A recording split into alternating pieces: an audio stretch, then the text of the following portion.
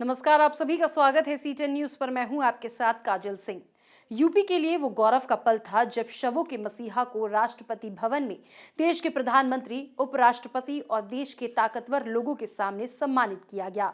जिस वक्त अयोध्या के समाजसेवी मोहम्मद शरीफ को पद्मश्री से नवाजा गया, वो पल अयोध्या वासियों के लिए ऐतिहासिक पल था। मोहम्मद शरीफ को ये अवार्ड 5000 से ज्यादा लवारिस शवों का अंतिम संस्कार करने के लिए मिला है। फिलहाल के लिए इस खबर में सिर्फ इतना ही। आगे की खबरों के लिए आप देखते रहिए सी10 न्यूज। नमस्कार।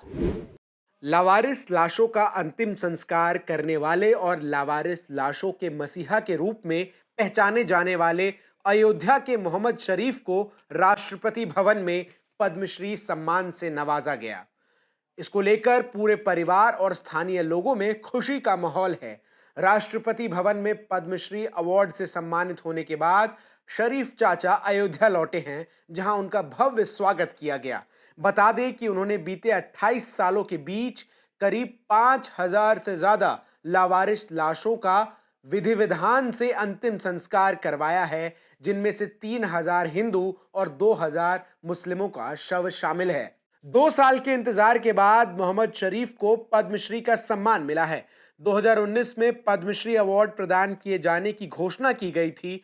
मोहम्मद शरीफ को पद्मश्री पुरस्कार के लिए चयनित होने के लिए साल 2020 में पत्र मिला था, लेकिन कोरोना महामारी के कारण नहीं मिल सका।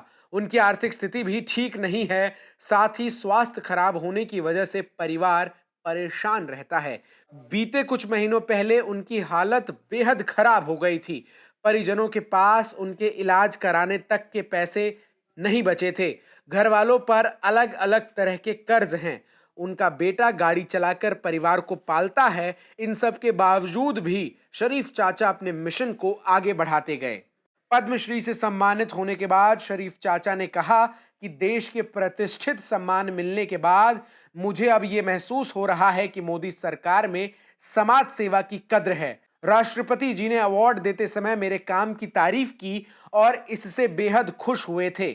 28 साल की सेवा का फल हमें मिला है। उन्होंने कहा, जब तक उनके शरीर में ताकत है वे लवारिस लाशों का अंतिम संस्कार करते रहेंगे। साथ ही शरीफ ने कहा कि उनके समाज सेवा के काम में तमाम लोगों ने भी मदद की। ईमानदारी से अच्छा काम करने पर लोगों का सहयोग मिलता है।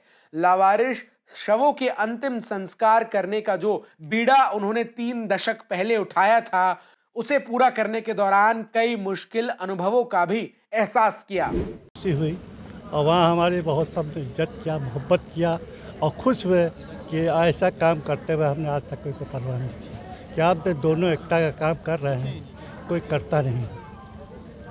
और आप लोग की बड़ी मेहरबानी है जो सही खबर निकाल रहे थे, तब राष्ट्रपति तक पहुंची, तब बुलाया राष्ट्रपति स्टेज पर से नीचे हमें से आए मिलने। पैर में तकलीफ थी, वो पड़ी साहब, बहुत खुशी है। आप बता दें कि मोहम्मद शरीफ के बेटे की 1993 में सुल्तानपुर में हत्या कर दी गई थी। उसका शव पुलिस ने बरामद किया था और लावारिस समझकर उसका अंतिम संस्कार कर दिया था। अपने बेटे का अंतिम संस्कार न कर पाने से आहत होकर उन्होंने ये तय किया कि अब कोई भी लाश लावारिस नहीं रहेगी, सबका अंतिम संस्कार वो खुद करेंगे। इस दौरान उन्हें कई कठिनाइयों का सामना करना पड़ा, लेकिन उनको लोगों का काफी सहयोग मिला। देश का सर्वोच्च सम्मान पाने वाले सभी लोगों से हमें प्रेरणा लेना चाहिए कि हम भी अपने देश के लिए कुछ कर सके। Bureau report, C10 news.